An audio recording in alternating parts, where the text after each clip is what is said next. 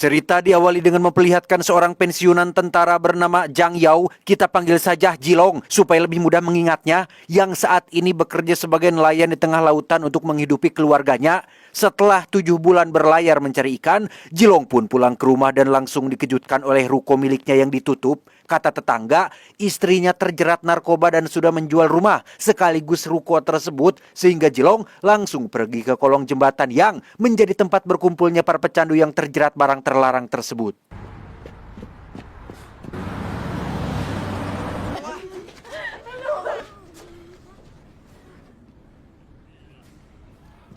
Dan alangkah sedihnya hati seorang Jilong saat melihat istrinya sudah dalam kondisi menyedihkan.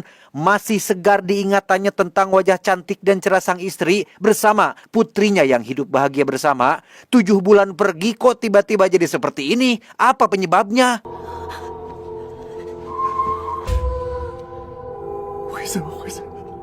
Ternyata selama Jilong pergi, si istri yang juga membuka warung kecil-kecilan pun dijebak oleh beberapa pengedar yang memasukkan barang terlarang pada minumannya. Tak enak menolak pelanggannya yang sering makan di sana, si istri pun menerima tawaran minum tersebut. Lama-kelamaan ia pun jadi kecanduan yang berujung dengan menjual rumah demi untuk membeli barang terlarang tersebut.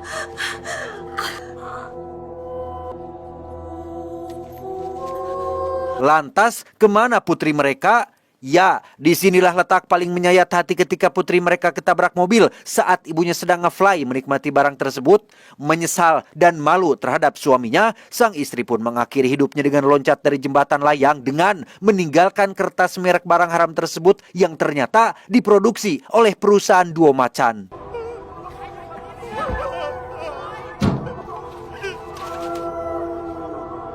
Berbanding terbalik dengan nasib malang yang dialami Jilong dan para korban di kolong jembatan, orang-orang yang terlibat dalam bisnis ini seperti pengedar, bos-bos pengusaha, pejabat, termasuk kepala polisi yang melindungi peredaran barang ini, tengah senang-senang menikmati uang hasil penjualan barang haram tersebut.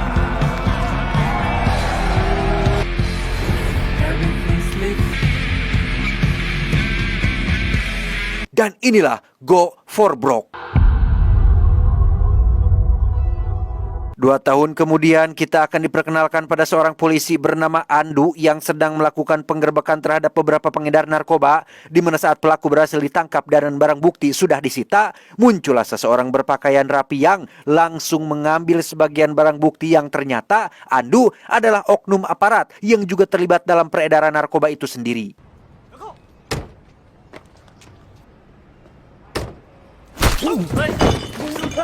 Si pria rapi itu pun langsung membawa barang bukti tersebut ke sebuah rumah besar bak istana, di mana rumah ini adalah rumah milik seorang bos gembong narkoba yang kebetulan sedang sakit parah.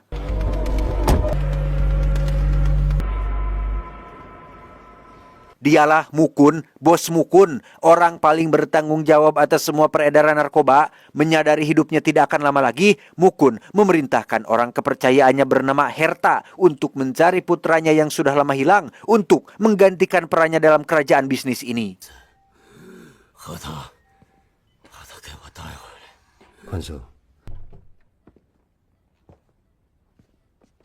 Dan inilah Sawang, putra kandung Mukun yang dikenal baragajul dan sulit dikendalikan. Saat ini dia sedang berada di penjara atas kasus kejahatan berat seperti membunuh, merampok, memperkaos, gangster, pembantaian, dan lain sebagainya. Bahkan beberapa orang mengatakan jika Sawang terkadang suka memakan daging manusia yang menjadi korban kebrutalannya.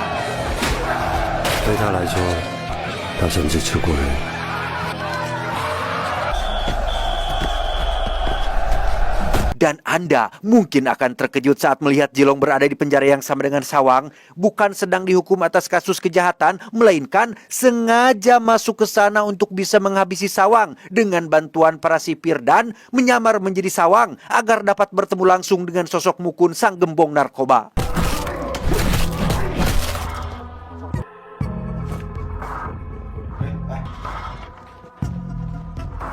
Entah siapa orang yang sudah membantu Jilong sampai sejauh ini, namun semua persiapan benar-benar matang, dimulai dari gaya rambut, luka di wajah, dan kartu identitas yang sudah dimanipulasi. Di mana saat Jilong sedang dalam perjalanan dengan dikawal oleh anak buah Mukun, kru kapal yang ada di sana ternyata adalah para pembunuh bayaran yang dikirim oleh seseorang untuk menghabisi Sawang dan...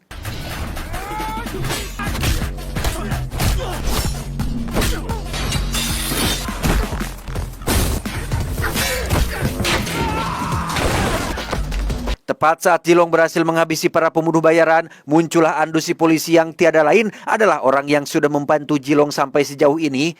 Entah apa motivasinya melakukan ini, Andu sudah mempersiapkan segala hal yang Jilong butuhkan agar bisa mendapatkan kepercayaan Mukun yang menganggapnya sebagai sawang putranya yang hilang.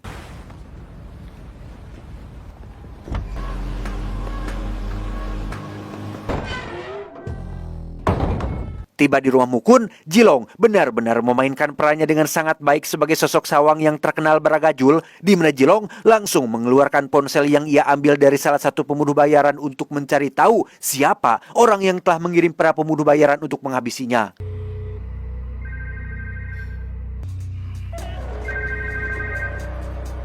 Dan ya, ponsel milik salah satu anggota dewan pun berbunyi saat Jilong menghubungi nomor tersebut. Namun, jangan terkecoh. Dalang sebenarnya di balik para pembunuh bayaran tersebut tiada lain adalah Herta yang diam-diam memasukkan ponsel itu ke saku jas milik si dewan. No.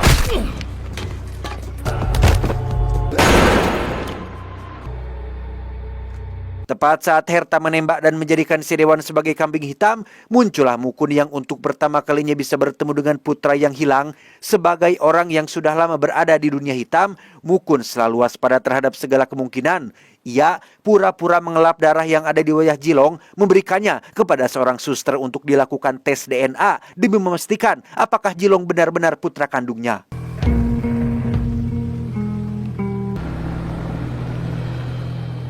Malam harinya saat pesta penyambutan kepulangan sawang, Mukun diberikan hasil tes DNA Jilong yang sudah tervalidasi.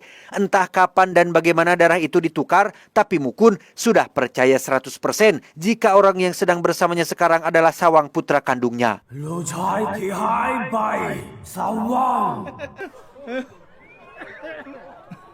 Di depan semua orang, Mukun memperkenalkan Jilong sebagai putra yang telah kembali. Mukun secara resmi memberikan kerajaan bisnisnya kepada sang putra, sekaligus menyerahkan kalung jimat berharga sebagai simbol peresmiannya.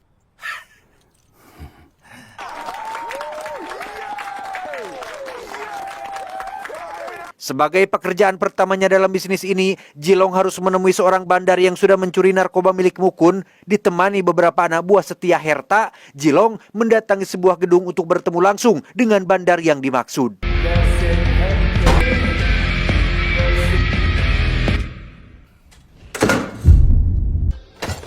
Dan inilah Balai, orang yang sudah mencuri narkoba milik Mukun. Alih-alih melakukan pertemuan secara baik-baik, Jilong justru harus terlibat ketegangan dengan si Balai. Dan inilah yang terjadi.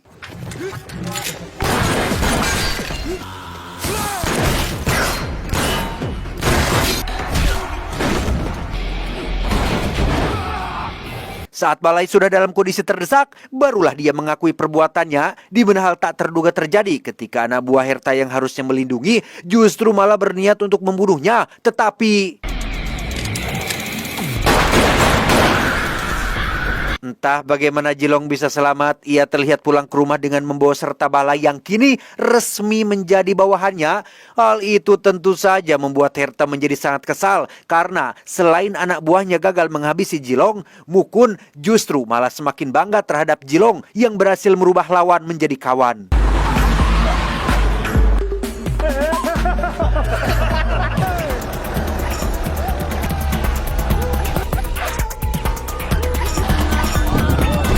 Sejenak kita tinggalkan dulu Jilong dan beralih kepada Andu yang ternyata adalah keponakan bapak kepala polisi.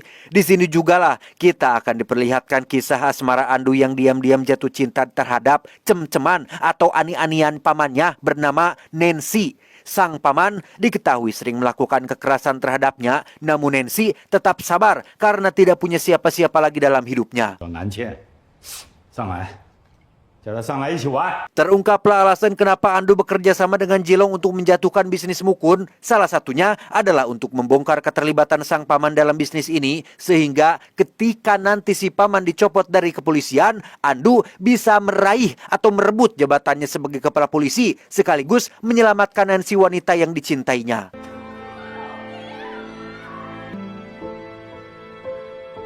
Keesokannya, Jilong menemui Andu untuk menyerahkan semua bukti-bukti kejahatan Mukun dan komplotannya. Dikira itu sudah cukup untuk menyudahi misi ini, Jilong tampaknya masih harus sabar sedikit lagi karena Andu malah memberikan tugas baru, yaitu cari ruangan besi pribadi milik Mukun berisi uang ratusan juta dolar beserta buku-buku transaksi dan semua orang yang terlibat di dalamnya. Tak hanya itu saja, Andu juga meminta Jilong untuk memancing peperangan antara Mukun dan kepala polisi. Ini sebenarnya tidak ada hubungannya dengan misi, tapi lebih ke masalah pribadi demi untuk mempercepat pamannya si kepala polisi lengser dari jabatannya.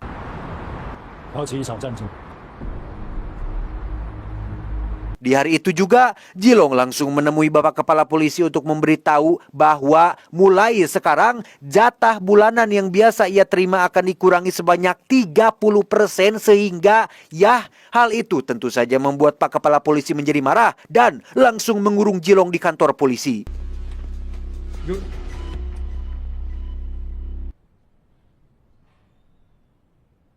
Malamnya, Balai dan pasukan pun datang untuk menyelamatkan Jilong dengan cara menembaki kantor polisi, di mana pada saat yang sama, Pak Kepala yang sedang tak teleponan dengan Mukun pun dikejutkan oleh jalan raya yang diledakkan sehingga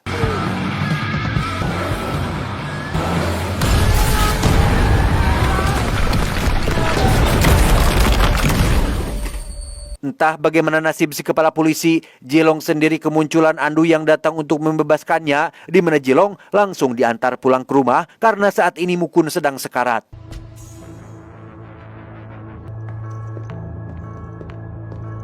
Setibanya di rumah, Jilong langsung menemui Mukun yang sudah engap-engapan. Mukun menyampaikan permintaan maafnya yang sudah pernah mencampakkan ibu dan sawang sehingga sebagai bentuk penebusan dosanya, Mukun memberitahu lokasi ruangan besi pribadinya yang berada di gedung perusahaan dengan kuncinya yang selama ini ada pada kalung jimat yang sudah diberikannya.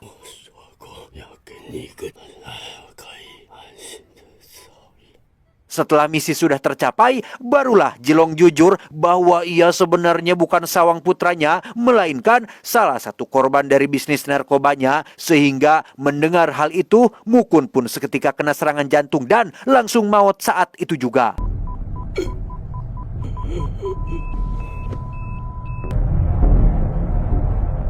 Di depan Herta, Andu, dan semua anggota dewan, pengacara membacakan surat wasiat Mukun terkait seluruh harta dan aset yang diserahkan kepada Sawang alias Jilong. Dan tiba-tiba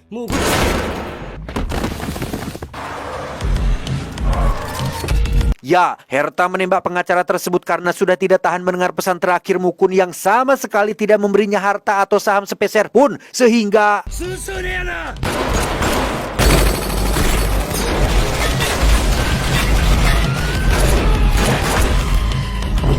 di tengah baku tembak antara anak buah setia Mukun dengan pasukan Herta, muncullah Balai yang datang untuk membantu, sehingga Jilong, Andu, dan Balai pun bekerja sama untuk mengalahkan Herta dan seluruh pasukannya.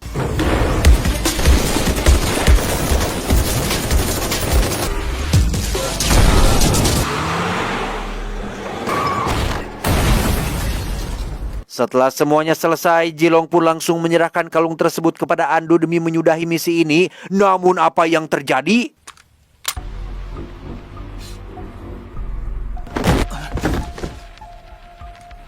Sungguh, siapa yang menduga jika Andu ternyata adalah orang jahat dan licik, di mana Balai juga merupakan bawahan Andu yang sengaja ditempatkan di sisi Jilong sebagai mata-mata.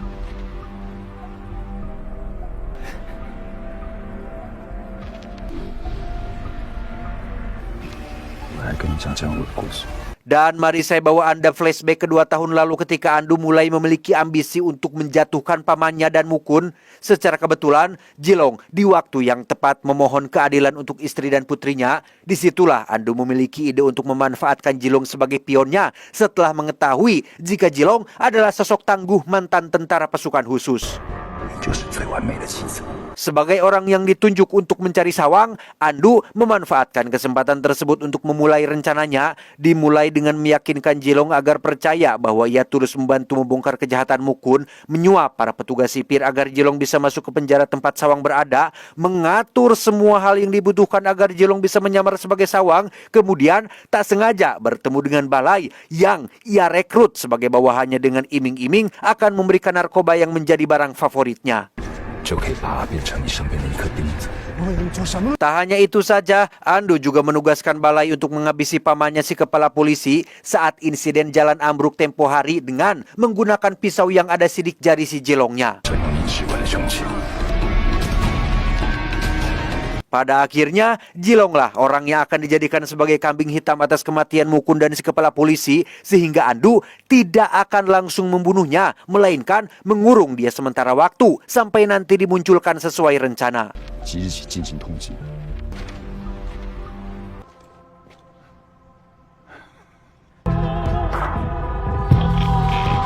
Dalam waktu singkat, Andu akhirnya diangkat sebagai kepala polisi menggantikan pamannya yang sudah mati, di mana ia segera menjalankan rencananya, yaitu menggerebek semua lokasi peredaran narkoba mulai dari pabrik sampai lokasi pengirimannya.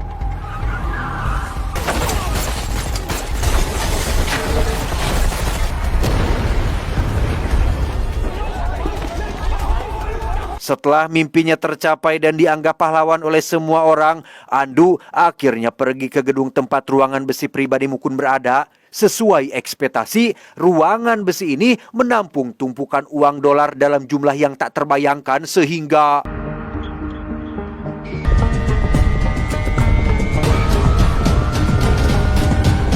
Setelah semua sudah di depan mata, kini Andu tinggal menjalankan rencana terakhirnya, yaitu meledakkan kuil tempat Mukun dan si kepala polisi akan disemayamkan yang isinya dihadiri oleh para pejabat, pengusaha, aparat, dan semua orang yang mengetahui bisnis narkoba Mukun, sehingga bisa disimpulkan jika Andu berencana untuk menghabisi semua orang yang terlibat dalam bisnis ini agar tidak ada saksi yang akan mengancam Andu di kemudian hari.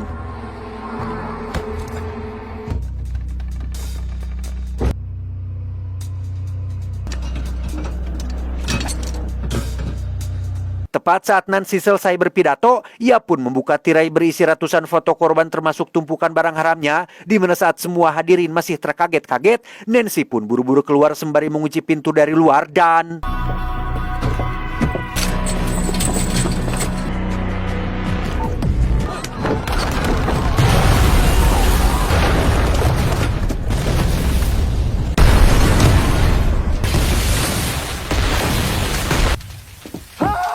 Ya, tidak hanya kuil saja yang meledak, tetapi juga ruangan besi yang tepat berada di belakang Andu dan Jilong. Belum selesai terkejut dengan apa yang dilihatnya, Andu kembali akan dikejutkan dengan sebuah plot twist yang benar-benar edan dan tidak akan pernah ia duga sebelumnya. 谢谢你啊，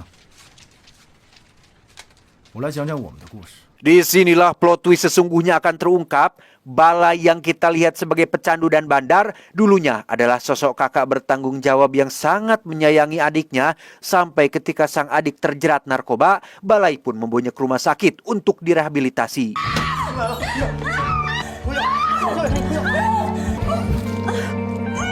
Disitulah awal pertemuannya dengan Nancy yang ternyata merupakan salah satu dokter di tempat tersebut. Berbeda dengan Balai dan Jilong yang kehilangan anggota keluarga akibat terjerat narkoba, ayah Nancy adalah seorang polisi yang jujur dan sangat anti korupsi, sehingga ketika beliau menolak uang suap dari Mukun dan si kepala, ayah Nancy pun langsung dihabisi dengan cara dibuat overdosis.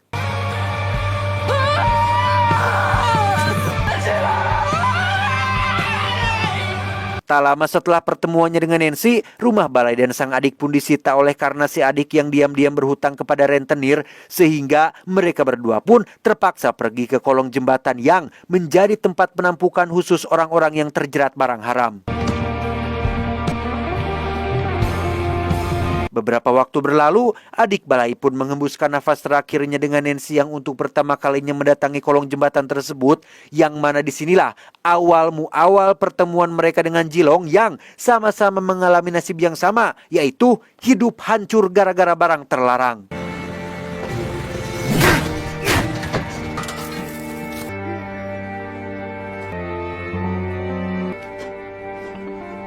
Dengan fakta bahwa tidak hanya mereka bertiga saja yang bernasib serupa, Jilong, Nancy, dan Balai pun mulai menyusun rencana untuk membalas dendam dengan mengincar bos terakhirnya, yaitu Mukun. Dengan sumber daya yang masih tersisa yang Nancy miliki dari tabungan dan uang pensiunan mendiang ayahnya, mereka mulai menyusun rencana untuk menjalankan misi berbahaya ini.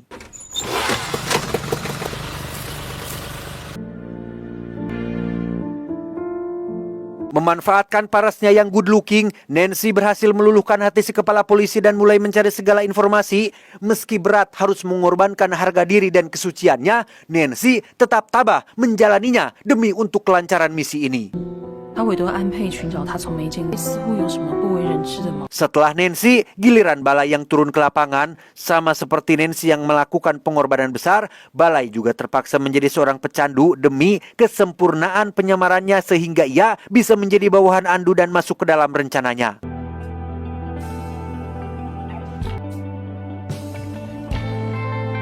Memanfaatkan ambisi Andu yang ingin menjatuhkan paman dan bos Mukun, giliran Jilong lah yang akan berperan sebagai sosok yang mencari keadilan, yang setelah mereka bertiga sudah masuk dalam jajaran tim inti, barulah para keluarga korban yang ada di kolong jembatan mulai diikut sertakan, seperti suster yang ditugaskan Mukun untuk mengecek darah Jilong, pasukan Balai yang ikut menembaki kantor polisi, petugas jalan raya yang meledakkan jalan yang dilalui oleh si kepala polisi, reporter televisi yang selalu intens memberikan informasi, dan masih banyak lagi. Semuanya saling bekerja sama demi menegakkan keadilan yang tidak bisa dilakukan oleh penegak keadilan itu sendiri. 输得好精彩。 Entah apa rencana Jilong CS selanjutnya, namun Andu langsung memerintahkan anak buahnya untuk menghabisi Balai dan Nancy sehingga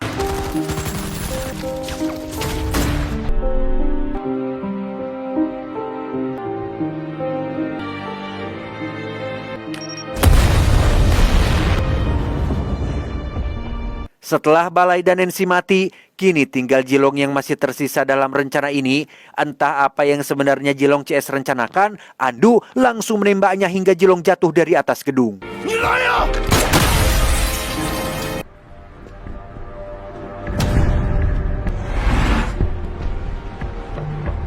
Dan ya, Andu tampaknya sudah lupa bahwasannya Jilong CS tidak hanya mereka bertiga saja, melainkan masih ada beberapa orang lain yang salah satunya adalah si mbak reporter televisi, di mana penembakan barusan terekam dengan jelas oleh kamera yang ditayangkan live di layar billboard, sehingga dengan cepat hal itu diketahui oleh kantor pusat yang langsung mengeksekusi Andu saat itu juga.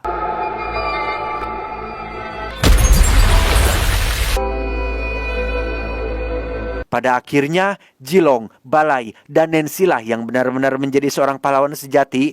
Meskipun tidak diketahui oleh semua orang, tapi setidaknya keluarga korban yang ada di kolong jembatan tahu akan hal itu dan akan menjadi saksi hidup atas perjuangan yang mereka bertiga lakukan.